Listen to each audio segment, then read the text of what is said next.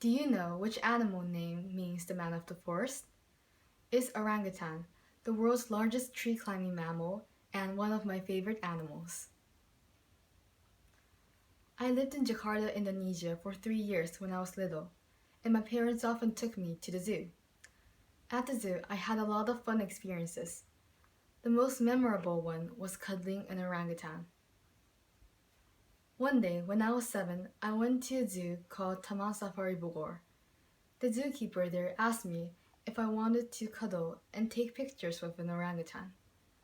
I was a little scared at first and refused to do it, but my parents and the zookeeper encouraged me, so I decided to give it a try. When I actually held one, it started to play with my hair and smiled at me. That really felt nice. From that day on, I became obsessed with orangutans and started to learn more about them. Nowadays, these lovable creatures are endangered. As you know, orangutans live in the rainforests of Indonesia and Malaysia.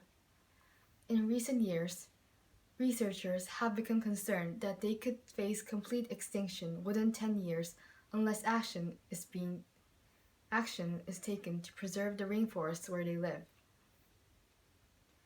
Many other habitats are being destroyed mostly by human activities, such as illegal logging, converting forests to palm oil plantations, and large-scale forest fires. Over 60% of their forests in Indonesia and Malaysia have been destroyed in the past 4 decades. When I first heard about this, I felt extremely shocked and heartbroken. After moving back to Japan, I was surprised that people around me didn't know anything about the endangered status of orangutans or even about the orangutans themselves. Because of this, I tried to think of ways that I can personally help them. As a first step to protecting orangutans, I'm planning to establish an organization in my school to spread knowledge about them and publicize the fact that they are critically endangered. High school students could gather to learn about programs done by NPOs and discuss what we can do now to prevent habitat destruction. We could post our activities to social media in an attempt to get more people, especially youngsters, to join us in our crusade. In Ichikawa City, where my school is located, there is a zoo which is currently breeding several orangutans. By creating a program with the zoo, we can invite students in schools in Ichikawa City to meet the orangutans, which could make students aware of their endangered status. Through this program, we could collect money for charity organizations saving the orangutans in places like Borneo. You might think that issues such as forest habitat destruction are just related to orangutans, but these are just a few of many environmental problems our planet is facing. We, especially the younger generation, need to tackle them.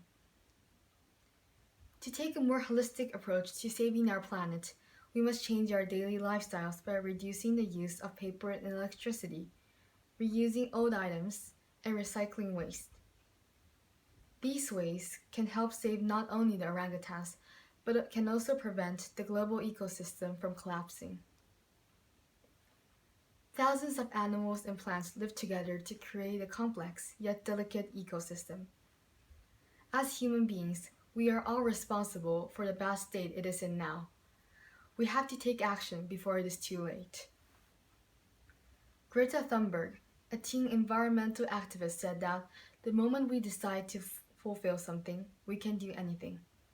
So why don't we start doing what we can to save the orangutans and the planet?